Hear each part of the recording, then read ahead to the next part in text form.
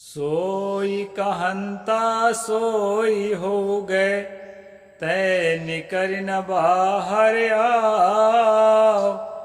हो हुजूर ठाड़ कहत हूँ, क्यों धोखे जन्म गवाओ।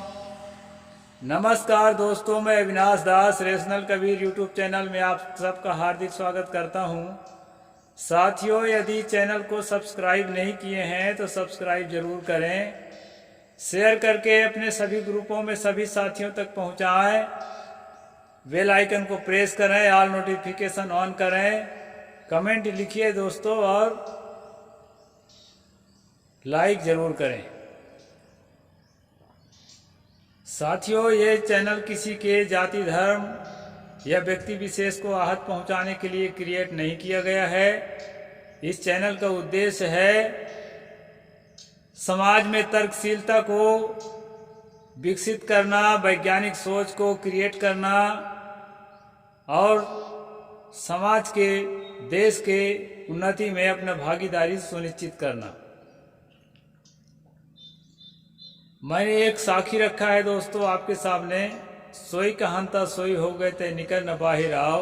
हो हुजूर ठाड़ काथों ते के धोखे जन्म गवाओ। ये सतगुरु कबीर साहिब की साखी है। अर्थ है दोस्तों, जैसा हम कहते हैं, जैसा हम सोचते हैं, हमारा मन वैसा ही हो जाता है।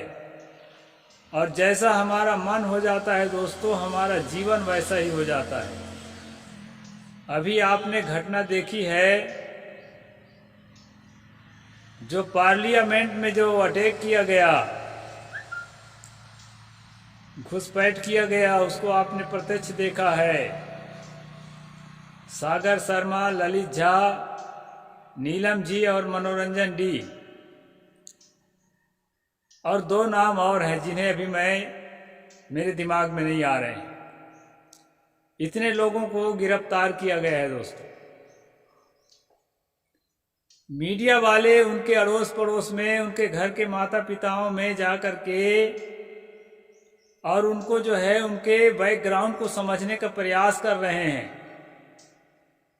इनमें से एक भी आदमी जो है ना दुष्ट नहीं है, एक भी आदमी आतंकवादी नहीं है, एक भी आदमी जो है समाज के खिलाफ नहीं है। वहाँ जांच करने से मिलता है कि बड़े सज्जन मानवतावादी हैं और इंसानियत के लिए सोचते हैं, देशभक्ति के लिए सोचते हैं। उनकी सोच का इस तरह से पता चलता है दोस्तों। तो सवाल ये होता है कि इतना बड़ा क्राइम कैसे उन्होंने कर लिया। और दरअसल उन्होंने क्राइम का मन नहीं बनाया था, अपने समझ से उन्होंने क्राइम किया ही नहीं है। जैसा वो सोचते थे, मैंने कहा ना, सोई कहंता सोई हो गए। सबके सब शहीद आजम भगत सिंह, सरदार भगत सिंह के फैन हैं। जैसा वो सोचते थे, धीरे धीरे उनका मन वैसा बनता गया। और असेंबली में जो सरदार भगत सिंह ने बटुकेश्वर दत्त के साथ मिलकर बम फेंका था, तो वो ब्रिटिश शासन काल रहा। और ये जो है अपना देश का डेमोक्रेसी है। लेकिन देखा जाता है दोस्तों, भूखमरी से तबाह, बेरोजगारी से तबाह, लोगों के अन्याय अत्याचार से तबाह होकर जब जनता न्याय के शरण में जाती है, जनता जब अपने प्रतिनिधि के शरण में जाती है, सुरक्षा के गुहार लगाती है, बेरोजगारी भूखमरी से निजात पाने के लिए काम खोजती है, उसके लिए प्रोटेस्ट करती है, ये सबको कुचल दिया जाता है दोस्तों, दमन कर दिया जाता है। किसी को सुना नहीं जाता है। इन सबको देख देख करके उनके मन में एक आक्रोश पैदा हुआ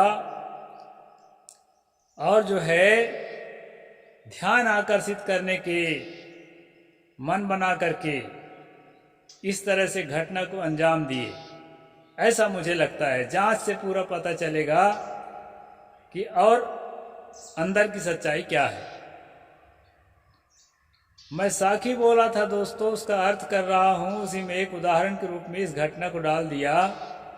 सोई कहंता सोई हो गए तय निकर न बाहिर आओ।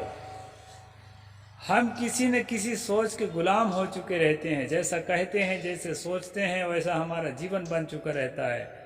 सदगुरु कबीर साहब ने कहा कि जो माइंड सेट कर रखे हो ना, जो मानसिकता बना रखे हो ना, उस मानसिकता से निकल करके बाहर आओ।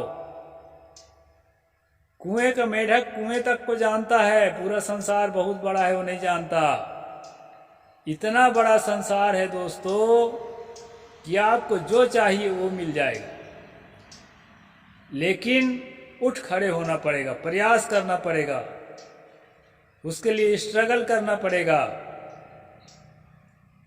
कहा जाता है ना, शेर भी जो है, शेर का शिकार भी जो है उसके मुंह में आके नहीं घुसता, उसको दौड़ना पड़ता है। इसी प्रकार किसी भी उपलब्धि के लिए आपको परिश्रम करना पड़ेगा। सदगुरु कहते हैं कुएं के मेढक मत बनो, उस छोटी मानसिकता से, घटिया मानसिकता से निकल बाहर आओ। जो माइंड सेट कर रखे हो, माइंड सेट जो है तुमने किया है, माइंड सेट का बस में तुम मत हो जाओ। सोई कहंता सोई हो गए, जैसे सोचते हो वैसे हो जाते हो, ते निकल न बाहर आओ। हो हुजूर ठाड़ कहत हूँ। सदगुरु कहते हैं कि तुम स्वामी हो, मालिक हो, हुजूर हो। मैं खड़े होकर कह रहा हूँ, दृढ़तापूर्वक कह रहा हूँ। साथियों,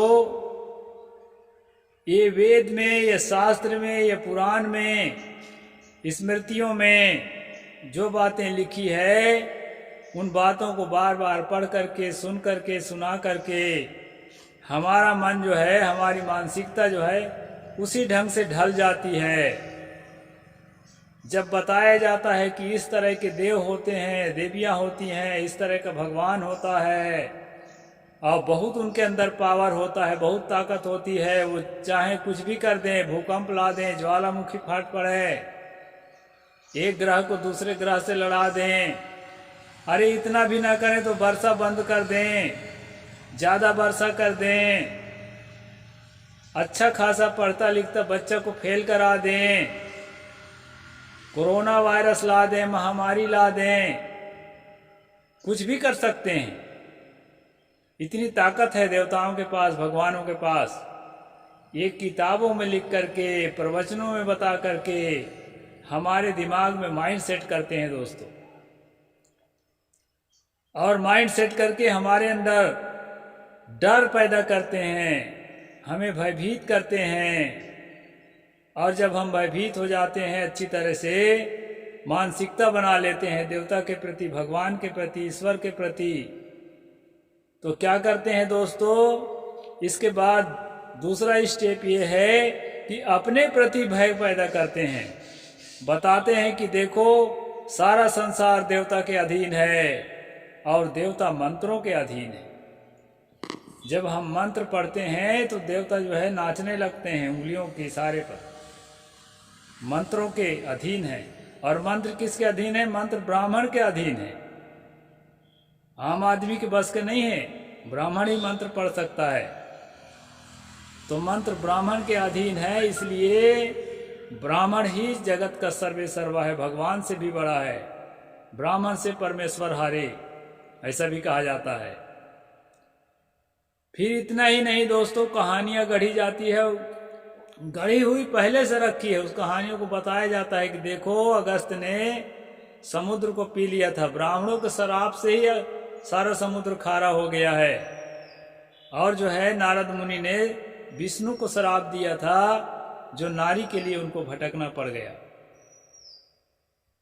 और दोस्तों इतना ही नहीं, भृगु ने विष्णु जो भगवान है, संसार का मालिक है, उसके छाती पे जाके लात मार दिया, तो भी भगवान कुछ नहीं बिगाड़ सके। इस प्रकार से दोस्तों अनेक प्रकार से अपने को बड़ा साबित करने के लिए, कल मैं बताया था ना, इंद्र के वज्र से शिव के त्रिशूल से और विष्णु के चक्र सुदर्शन से भी जो नहीं मरता है वो ब्राह्मण के श्राप में तुरंत भस्म हो जाता है। इस प्रकार से जो है दोस्तों, श्राप का भय, ब्राह्मण का भय भगवान के भय से भी बड़ा हो जाता है। इसके बाद आपके साथ वो जो भी करेगा, आपकी हिम्मत नहीं है कि उसके खिलाफ आप बोल सको। और ये जो है ना, ये केवल आपके लिए घातक है ऐसी बात नहीं है, ब्राह्मण के स्वयं के लिए भी घातक है। क्योंकि जब इन बातों को सही 100% सही मान लिया जाता है तो उनकी जो अगली पीढ़ी है वो भी इन बातों को सही मानता है और वो अन्याय अत्याचार के लिए अपने आप को तैयार करता है। वो सज्जन बनने के लिए, मानव बनने के लिए प्रयास नहीं करता, वो दानव और हैवान बनने की प्रयास में लग जाता है। लोगों को नीच और अछूत कह करके अपमानित करने के रास्ते पर लग जाता है। और इधर जो नीच और अछूत अपने आप को मान करके हीन बुद्धि से, हीन भावना से ये भी ग्रसित हो जाता है। दोस्तों, ये सो कॉल्ड रिलीजन से, तथाकथित धर्म से किसी को फायदा नहीं है। सतगुरु कबीर साहिब ने कहा था, माखी गुड़ में गड़ी रहे पंख रहे लपटाए। मैं कई बार इसको बोलता रहता हूँ, हाथ मले और सिर धुले लालच बुरी बुलाए। ये देवता से, भगवान से, स्वर्ग से जो लालच बंधा हुआ है आपका, ये बहुत बुरी बला है। ये लालच, सतगुरु कहते हैं कि धर्म के चाशनी में जो है उसी प्रकार लपटे हुए हो जैसे मक्खी जो है गुड़ में लपट जाती है और हाथ मल मल करके मर जाती है। तो दोस्तों, धर्म के नाम से चल रहे इस दुकान में जो है, गुड़ के दुकान में आप फंसो मत, नहीं तो मक्खी की तरह दशा होगी। रेशनल बनो, तर्कशील बनो, वैज्ञानिक सोच सोचो, सच्चाई को समझने का प्रयास करिए। दोस्तों, ये सच्चाई पर जो है पर्दा डालने में ये सब लोग लगे हुए हैं और मैं दिन रात यही प्रयास करता हूँ कि ये ठगुओं से आप अपने आप को मुक्त करें। हमें जो है आंख मूंद कर किसी भी का फैन नहीं बनना है। मैं ये थोड़े कहता हूं कि मेरे ही फैन बन जाए कोई। मैं आंख खोला हुआ आदमी हूं, मैं यही चाहता हूं कि आप भी अपने आंख खोलो और तर्कशीलता से निर्णय लो। आज भारत के सभी प्रांतों में अंधविश्वास इतना भयंकर है कि अंधविश्वास ही राज कर रहा है, विज्ञान का राज नहीं है। विज्ञान की सोच सोचने वाले तो केवल बात करते रह जाते हैं, क्योंकि संख्या में कम है, जागृति बहुत कम आई है। लोग धर्म के नाम से वोट करते हैं, जाति के नाम से वोट करते हैं। अब जाति के नाम से वोट करते हैं तो एक ही जाति में अलग अलग पार्टियां 2-3 अपने अपने तरफ से टिकट देके खड़े कर देते हैं, तब भी उन्हीं की विचारधारा जीतती है। इसलिए दोस्तों, हमें विज्ञान का राज लाना है, हमें तर्कशीलता का राज लाना है। तो इसके लिए सबसे बड़ी पहल यही होगी कि जन जन में तर्कशीलता पैदा करें। उसके लिए लड़ाई लड़ने से कुछ नहीं होगा। भीतर से आदमी स्वीकार करे कि हाँ भाई, तर्कशीलता सच है, विज्ञान सच है।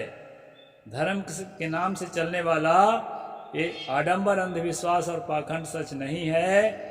और धर्म के नाम पर चलने वाला मानव के बीच जो नफरत पैदा करने वाली जातिवाद है वो भी ठीक नहीं है। ये हमारे अंदर से पैदा होना चाहिए या व्यक्ति के अंदर से पैदा होना चाहिए। इसी के लिए मेरा मूवमेंट है दोस्तों। तो आप सब इस मूवमेंट से जुड़े हैं, इससे मुझे बहुत जो है खुशी हो रही है। और आप सब जो है इस चैनल को आगे बढ़ाएं और इस तरह के अन्य चैनलों को भी आगे बढ़ाएं।